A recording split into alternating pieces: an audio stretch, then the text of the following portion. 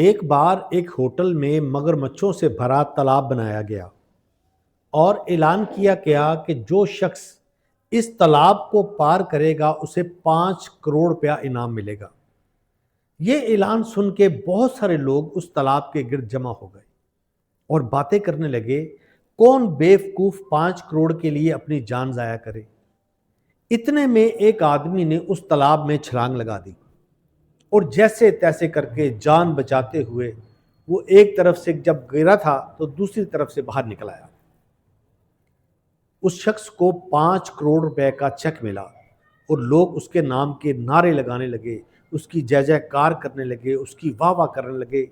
کتنا بہادر آدمی ہے، کتنا دلیر ہے، کتنا نہ ڈر ہے۔ اس آدمی نے چیخ کر کہا کہ چپ کرو سارے، سب سے پہلے مجھے یہ بتاؤ کہ مجھے اس تالاب میں دھکا کس نے دیا تھا۔ اس بھیڑ میں سے ایک عورت ڈرتے ڈرتے باہر آئی اور کہنے لگی کہ میں نے دھکا دیا ہے۔ وہ عورت اس مرد کی بیوی ہے۔